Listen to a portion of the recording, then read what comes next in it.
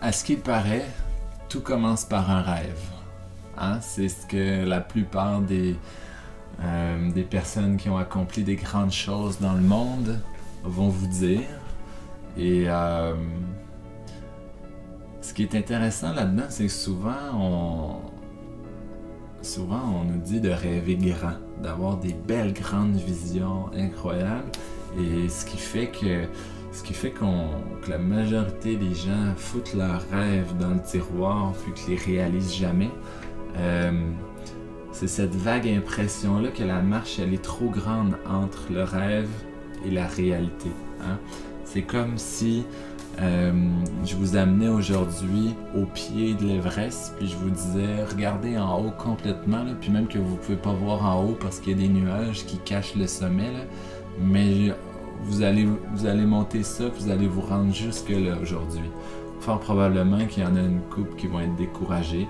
Puis encore là, c'est encourageant parce qu'on est ensemble. Imaginez-vous être seul au pied de la montagne, puis essayer de vous convaincre vous-même que vous allez vous rendre en haut. Hein? Ça vous donne toutes les bonnes raisons de reléguer au tiroir votre rêve. Il y a un auteur que j'aime bien qui a écrit Le moine qui a vendu sa Ferrari, qui est Robin Sharma, qui partage souvent la phrase suivante, c'est de rêver grand, mais de commencer petit. En fait, la première chose que je vous inviterais à faire pour 2018, si vous voulez avoir une année de grande valeur, c'est de ne pas vous gêner pour brainstormer à la hauteur de votre imagination.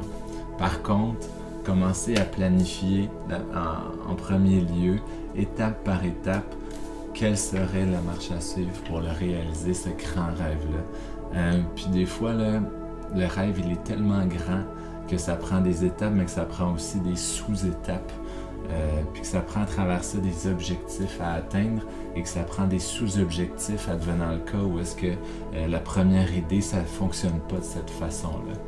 Et de cette manière, nécessairement, l'ascension de l'Everest ou de la réalisation de votre rêve va se faire beaucoup plus facilement parce qu'au lieu de mettre votre focus sur l'étendue de la distance entre vous et votre rêve, vous allez pouvoir commencer à focuser sur l'étendue de la distance entre vous et la première marche à franchir, puis la deuxième, puis la troisième.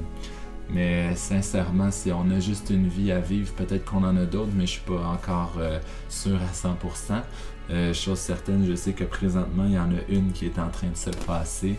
Permettez-vous de rêver grand. Permettez-vous de réaliser ce rêve-là, ou du moins d'avoir essayé. Comme ça, c'est sûr et certain que vous n'allez pas arriver à la fin de votre vie avec des regrets. Donc, je vous invite à rêver. Si vous avez de la difficulté à faire cet exercice-là, moi, à quoi je rêve, à quoi j'aspire vraiment, sincèrement, là, faites juste envoyer ça en l'air que vous avez envie de commencer à rêver. Vous pouvez vous parler à vous-même, hein. D'ailleurs, c'est un signe d'intelligence, se parler à soi-même, c'est pas un signe de folie. Et dites-vous à vous-même le soir avant de vous coucher, permets-moi de commencer à rêver. Envoyez ça dans votre subconscient et nécessairement au quotidien, il va y avoir des flashs. Ça va être en épluchant des patates, en prenant votre douche, en étant aux toilettes.